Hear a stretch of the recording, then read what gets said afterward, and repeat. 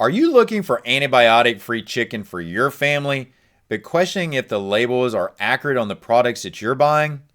Imagine the guilt and anger that you would have if you found out that antibiotics were being given to the chickens that your family's consuming, regardless of what's on the labels.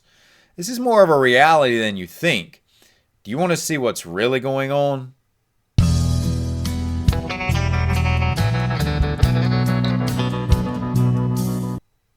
Are all chickens antibiotic free? Well, that depends on your definition of antibiotic free. One of the biggest mistakes that consumers make is reading more into label claims than they really mean. When it comes to chicken, if you think that antibiotic free means that chicken was never given antibiotics, you'd be wrong. But does that make you also wonder what else about this antibiotic free chicken conversation you don't know? Well, before I answer that for you, allow me to introduce myself. I'm Arland Hill. I'm a health-focused regenerative rancher that helps conscious consumers find the meats that they're looking for as soon as their next purchase. Clarifying antibiotic-free, that would be a good first step. So let's do that with the 3 label claims that you're likely to see. The first is just antibiotic-free. The second, no antibiotics ever. And the third, raised without antibiotics. Antibiotic-free means that the animal is free of antibiotics at the time of processing.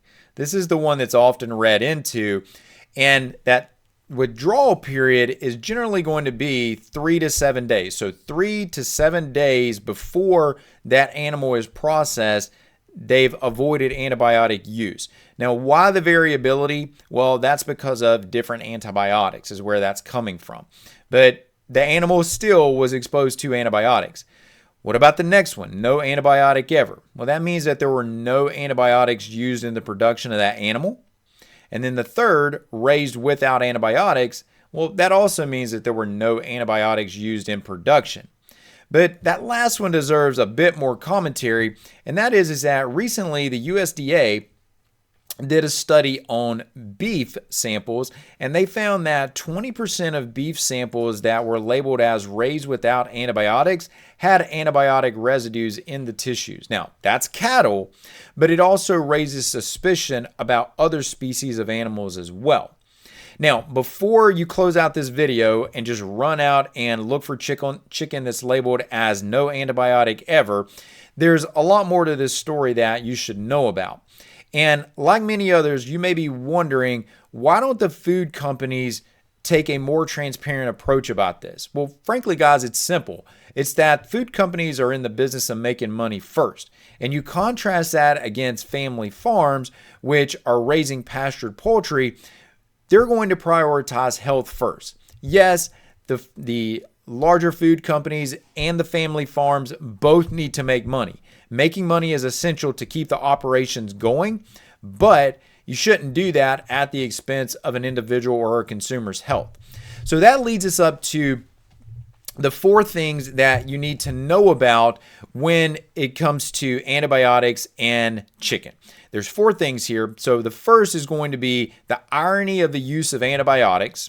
So we're going to talk about what makes the whole antibiotic conversation really ironic and why they're being used in the first place.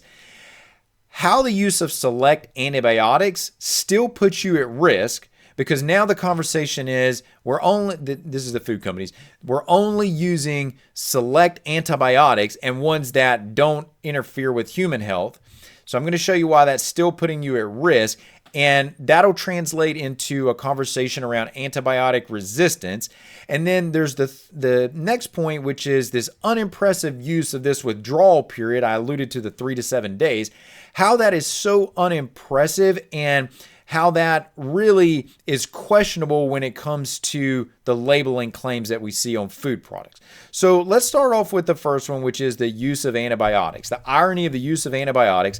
Antibiotics are they're looked at for preventing disease, treating infection, and promoting growth. You need an antibiotic to promote growth? That inherently tells you something's wrong right there. Chicken shouldn't need, nor any other species need, an antibiotic for growing. The only one of those that really makes any sense is for treating an infection. So yes, you can have outbreaks at times, and you might need to use the antibiotic to treat the outbreak, but philosophically, we've still got a lot of problems here.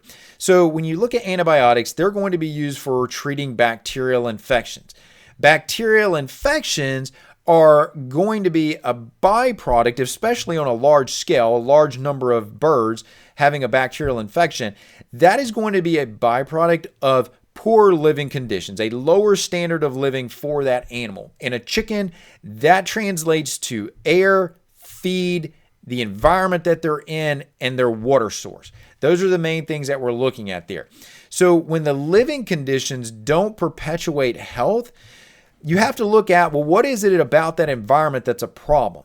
Well, the first is that in these large chicken houses, these chickens are constantly exposed to their manure. They should be able to excrete the manure and then get away from it. That's why in a pastured poultry situation, we're moving these animals daily and putting them on fresh grass. It takes them away from that risk. But when you have them constantly exposed to their manure, you're increasing their bacterial load, that bacterial exposure, and there's also an influence on the air quality here too. Yes, the argument is that these facilities are well ventilated, but the animal's still in its manure, and those manure is still off-gassing as well. Now, these altered living conditions are going to increase the stress for that animal. That translates to a weaker immune system, and you have to be honest, it's inherently unsettling at the outset, just when you generally think about this. Otherwise, why would the pasture poultry operations like ours, why would they even exist if that was an ideal way to raise those animals? It's not. So the typical claim here is that sometimes chickens get sick and they need antibiotics. And this is the animal welfare argument. Like, we're doing this in the best interest of these animals so that they don't get sick and they don't spread disease. If you were really genuine about that position, then you would change the environment that these animals are in.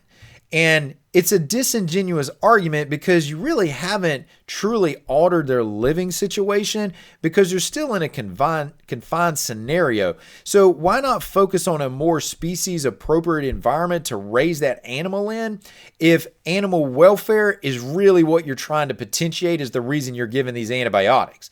Well, what about the disease prevention component to this? Well, in the current model, if you want to reduce the disease, then reduce the number of birds. Don't crowd these houses with so many birds in such a confined space for such a period of time. But you're not likely to see that that's going to happen because that's going to affect the profit model on these companies.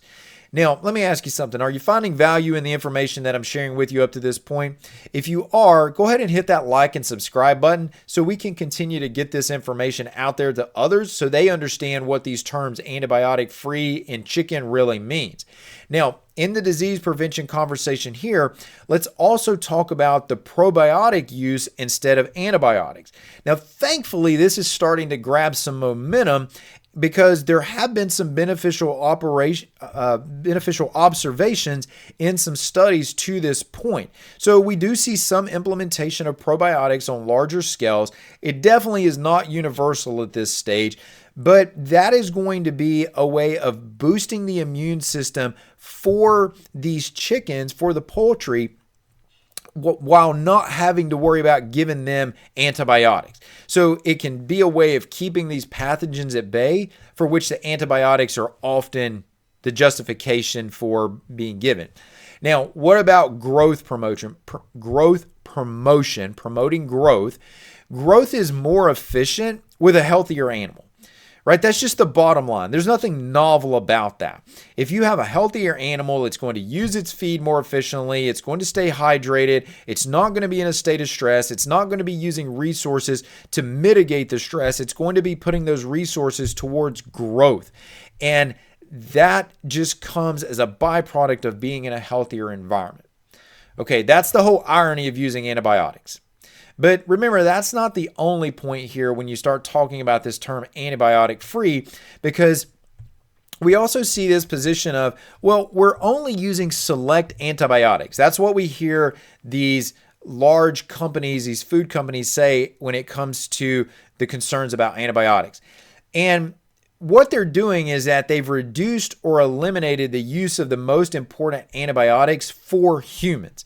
And keep in mind that this conversation today is not an anti-antibiotic conversation. It's a transparency conversation. Let's be realistic about what we're saying here. This whole notion of not using antibiotics that are involved in human medicine is based on a false premise. The whole ideology behind why they're doing this is misaligned, because the notion of not using human antibiotics is that you won't develop resistance to the ones that are used in poultry. So when you're using poultry antibiotics and human antibiotics, as the story goes, as this false premise goes, is that if something goes wrong, if there's development of resistance in the poultry antibiotics, that doesn't have the potential to affect humans. That is wrong. That is far too simplistic of an analysis. Bacteria proliferate very fast, very fast. And so each time that they're proliferating, they're potentially conserving genes that are related to antibiotic resistance. And you can easily transfer those genes between different bacteria. So this notion that if you just eliminate the antibiotics that are used in human medicine, that everything's going to be all right, not true. Again, it's a false premise. But when you're talking about these labels, wouldn't you like to be able to avoid these confusing labels? Well, the number one reason that we started Harvest Hills Ranch was because we wanted transparency in food production. We felt like that was essential. So we wanted to stop guessing about the quality of food that we were producing, and we want you to have that same comfort as well. If you want to stop guessing about quality, not worry about these labels, then go visit harvesthillsranch.com. We do pasture-raised poultry without compromise. In fact, we raise everything without compromise, and you can trust your grower, which is us. So now let's talk about the final thing that you need to know related to antibiotics used in poultry production. And that's going to be this withdrawal period. That's the amount of time between the discontinuation of antibiotics and processing. It is very much conflated to mean antibiotic-free.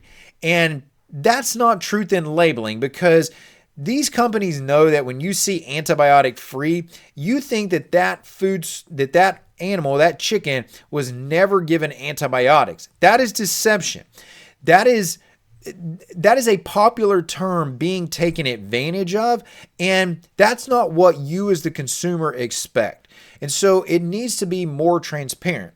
So what's the solution to all of this? Well, you need to buy from small independent producers. Small family farms are producers for large production facilities, for large food companies, and they're going to be independents, right? I want you to focus on the independents. Small family farms, or typically that are focused on raising for large food companies, are going to be raising in chicken houses where they're raising 30,000 birds in one house. Whereas when you look at a small independent producer that's raising pastured poultry and doing it correctly, they don't have there is no obligation to anyone but you as the consumer. So pastured poultry from a small independent producer is what you're looking for, because these pastured poultry models, I haven't met one that's using antibiotics, and I don't think any of them are, but to say something that absolute definitely I shouldn't be making a statement that absolute, right? But that onus of finding that out falls on you as the consumer. You still need to ask questions of the producer and make sure that they're not using antibiotics in their system. By far, the majority are not going to be, if maybe even saying all of them are not going to be. But ask the questions, guys. If you're looking for antibiotic-free chicken, I cannot imagine that you're not also interested in hormone-free chicken. The two just go hand in hand. They're just a logical, I want antibiotic-free, I also want hormone-free. Well, do you know what the difference between hormone-free chicken is and non-hormone-free chicken? Well, this video on the screen right now is going to answer that for you. And the difference, well, it's shocking.